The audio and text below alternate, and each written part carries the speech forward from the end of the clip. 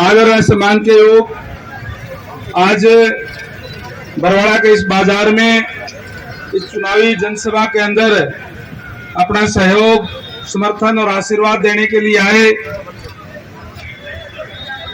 हरियाणा के भारतीय जनता पार्टी के बहुत ही वरिष्ठ नेता और न केवल हरियाणा बल्कि साथ लगते पंजाब और राजस्थान और मैं कहूंगा कि उत्तरी भारत के बड़े कदावर नेता आदरणीय चौधरी कुलदीप बिश्नोई जी,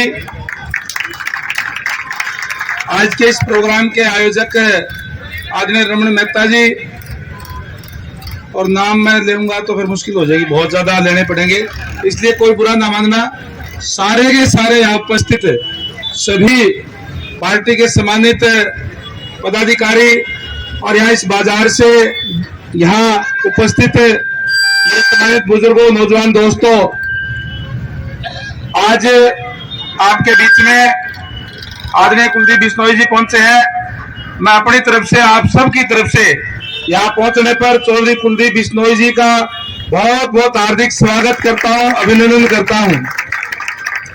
और सबसे पहले आप सबका भी धन्यवाद करूंगा कि आज बरवाड़ा हल्के की रैली बैबलपुर में थी, जो रिकॉर्ड तोड़ रैली आपने करके और ये तय कर दिया कि बरवाड़ा के अंदर कमल खिलना तय है।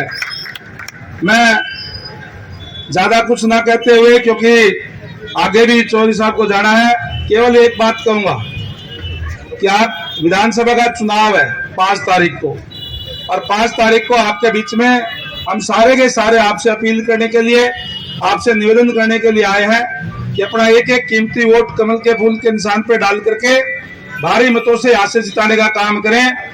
और जिस तरीके से 10 सालों से भारतीय जनता पार्टी की सरकार आपके बीच में है, और इस सरकार ने बिना किसी भेदभाव के, बिना कोई पक्षपात के सबके साथ न्याय करने का काम किया है।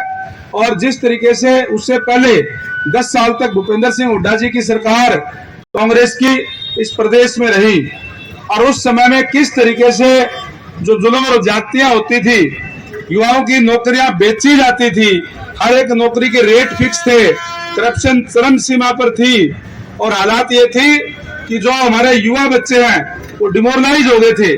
उनके मन में ये थी कि मैं पढ़ तो लूंगा लेकिन मेरे माँ बाप के पास पैसा नहीं है, पॉलिटिकल सिफारिश नहीं है, मेरा नंबर सरकारी सेवाओं में नहीं आ सकता।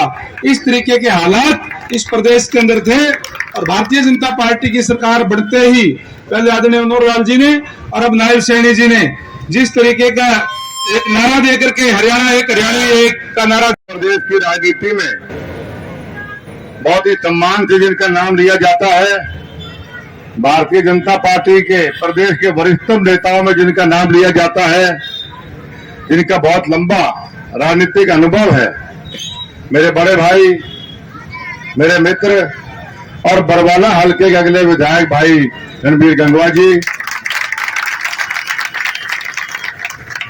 मंचासीन सभी सम्मानित नेतागण, मेरे सामने उपस्थित मेरे व्यापारी भाईगण, प्रेस के साहिबान और नौजवान साथियों, मैं आज यहाँ पर कोई बहुत लंबा चौड़ा भाषण देने आपके पास नहीं आया। मैं तो आप सबसे मिलने, आपका आशीर्वाद लेने और अपने मित्र रणबीर गंगवा जी के लिए हाथ जोड़कर वोटों की अपील करने आया। साथियों, 5 साल में एक बार आपको मौका मिलता है कि आप अपने भविष्य का निर्माण करें, एक बार। और वो भविष्य का निर्माण कैसे होता है? वो आपके वोट से होता है। आप वोट से विधायक बनाते हो, विधायक के वोट से मुख्यमंत्री बनता है। मजबूत विधायक बनाओगे, अच्छा मुख्यमंत्री मिलेगा, और अच्छे काम होंगे कि विधायक मजबूत है तो आपका भविष्य अपने आप अच्छा हो गया। परमात्मा आपको जन्म देता है, लेकिन तकदीर आप खुद लिखते हो अपने वोट के माध्यम से। और वो मैंने कहा 5 साल में एक मौका मिलता है। इसलिए समझदार वोटर वो होता है जो हर चीज को नाप तोड़ के अपने वोट का इस्तेमाल करे, कि कौन सी पार्टी, कौन सा नेता प्रदेश का और हमारे बरवाला हल्के का या हिसार जिले का भला कर सकता है। साथियों, रणबीर गंगवा जी ने आपको बहुत अच्छे ढंग से समझाया कि किस तरह कांग्रेस पार्टी की सरकार में प्रदेश को लूटा जाता है। मैं जहां जाता हूं लोगों को याद दिलाता हूं कि लोग भूल जाते हैं। मुझे याद है 10 साल की वो कांग्रेस की सरकार, जिस सरकार को छुटकारा पाने के लिए लोग मेरे पास अब भी आते थे, सबके विपक्ष के पास जाते थे कि हम तंग हो गए हैं भ्रष्टाचार से।